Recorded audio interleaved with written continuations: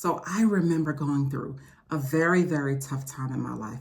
It was just a tough season. And I was so, so sad, so worried, so full of anxiety. And someone said to me, they said, Nicole, are you still worried about that? That thing that you just went through, are you still worried about it? And I learned, family, we can't move forward if we're still holding on to the past. And if we're still worried about things that happened in the past, we can't move forward to our future. If we're still thinking about the failures that we had, how we could have done something better, how we could have done something different, how we would change the hands of time if given the opportunity, we are not moving forward, family. And we're not getting any closer to our future success. And I really had to sit in that season and really change the way I saw things, change my belief systems, and really change myself and learn that a setback is truly a setup for something bigger and greater. And I'm not just saying that, family, I lived it. And we have to learn that every single thing that we want, everything good, everything noble, everything blessed, every single thing that we want lies in front of us, and it is not behind us. So you have to learn to let go of the things that you can't control, of the people that you cannot control, of the situations that you cannot control that happened in the past. Because our goal is to move forward into a new and better future. And here's how. You have to reevaluate the people that are currently in your life. Look at the relationships that you have and reevaluate the people that are in your life. Are they bringing you down? Are they toxic? Like, really look at the friendship circles that you have and the people that you're keeping, because a lot of times that worry and that anxiety could be tied to a person. And those feelings that you're feeling of your past could be tied to somebody. And family, you have to learn, like I had to learn, how to set boundaries. And the best way that I started setting boundaries for myself, I was like, yo, I am no longer going to allow people to treat me in a manner that I do not treat myself. I wasn't allowing it anymore. And I started to communicate myself and my needs very, very clearly to people. Because the reality is, family, you have to be very, very careful on how you allow people to handle you. Like, real talk, you have to be so careful on how you allow people to handle you. They don't get to talk to you that way. They don't get to disrespect you that way. They don't get to not see you. They don't get to treat you in that way. And you cannot allow it in your life, not when you're moving forward to a new and different future. Because these people cannot treat you like your past. They cannot disrespect you. They can't raise their voice at you. None of those things, because you're setting boundaries. And in order for you to release some of that worry, release some of that stress, is you have to really reevaluate the situations, the people in your life. And I remember having an argument with someone, right? I was very, very upset. And I did not like the way they were talking to me. And I said to them, I said, listen, would you talk to your boss that way? The way you just talked to me, would you talk to your boss that way? And the answer is no. So if people know how to respect other people in their life that are paying them, that are doing things for them, why can't they respect you?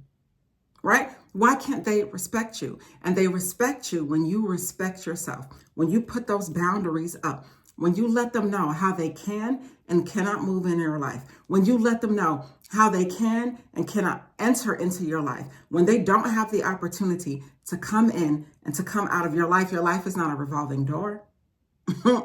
Your life is not a revolving door. They do not get the opportunity to play around on you. And so you have to really reevaluate the people that are in your life, because a lot of times, family, that is what's leading to worry and stress. And another thing that you can do to reduce worry is focus on the things that you can control. And I want you to take a look at the contributing factors in your life and the determining factors in your life. And the way that you know the difference between the contributing factors in your life and the determining factors in your life is because contributing factors are things that happen outside of you, and all determining factors are inside of you, right? So for example, if someone spills a glass of water on you, right? That is a contributing factor because it happened outside of you and it contributed to your experience for the day. But if you choose to take what happened to you and let it ruin your day, ruin your situation, ruin everything, ruin your interactions with everyone, then you are taking a contributing factor and making it a determining factor, because now you chose to internalize it. And a lot of times things happen above and beyond us. Things happen on the outside of us, and we have to be very careful to not let those things ruin our day, to not let those things build worry build anxiety, build doubt. We already have to reevaluate the people in our life. We have to reevaluate the people, and now we have to take a look at the things, the contributing factors that are happening to us above and beyond us. So we have to be careful on what we internalize, what we allow in, what we allow to stay in. And there's nothing wrong with having a feeling state, right? With being upset or frustrated or sad, but we can't stay there. Not if we want a better future. This worrying that we're doing is really, really ruining our lives. And one way to not hold on to things that are just draining us is we have to make a decision not to worry.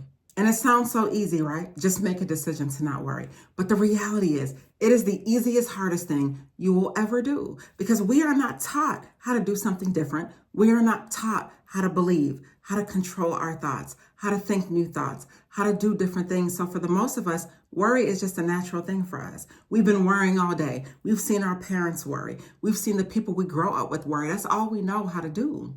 But family, we have to really learn how to identify these negative thoughts when they're coming. When we're in a negative feeling state, we got to immediately identify it so that we can do something to change it. Because we need to take those negative thoughts and make them positive ones, right? Think better thoughts. And I'm going to tell you something I heard from somebody. And he said, we think somewhere between 60,000 and 70,000 thoughts a day. And 90% of those thoughts are the same thoughts that we thought yesterday. And the same thoughts lead to the same choices. The same choices lead to the same behaviors. And the same behaviors create the same experiences. And those same experiences produce the same emotions. And they tend to produce the very same thoughts, period. So essentially, everything is staying the same because we are staying the same. If we're thinking the same thing that we thought yesterday, today is not going to be a new day. Today is going to be a repeat of yesterday, right? So we have to introduce new things and new thoughts in our mind so that we can have new and better days. We cannot worry. And we cannot worry because we can't afford to worry. So family, we have to change that dynamic. What is sitting there and worrying going to do? Trust me, I've done it. What is it going to do? Is it going to solve anything? Does worrying fix anything? Does it make you feel better? Right? No, it's the opposite of faith. What does it do? It is frustrating and it's hurting and it's damaging and it's draining. And lastly, we have to be patient with ourselves, family, because nothing about what I'm saying is easy. It's absolutely not. I know so many times I've done things and maybe didn't fulfill it, didn't finish it out, was mad and disappointed at myself, and then I'm hard on myself, and the cycle starts again. We have to be patient with ourselves because when you're doing the work, this is real work. Everyone is not out here doing what you're doing. These people are not out here on what you're on because true change is waking up and making a decision to do something different than you did the day before. True change is saying, you know what? I want more for myself. I want better for myself. I'm tired of being this way. I want to break the habit of being myself. I want different. And when you want to stop worrying and when you want more for your life, you do the things that create more for your life, and that's facts. And your ability to stop worrying is literally you rewiring your brain, rewiring the way that you think, rewiring how you're seeing things so that you can have a better now and a better future. And when you're breaking those negative thoughts and breaking those feelings of worry and anxiety, you're literally rewiring your mind to replace those with better thoughts. And that takes time. So in conclusion, family, that thing that you just experienced in your life, that thing that's making you so sad or so angry or so frustrated, are you still worried about it? And if you are, ask yourself, is it taking you any closer to the goals and dreams that you set for your life? Just something to think about. Stay inspired.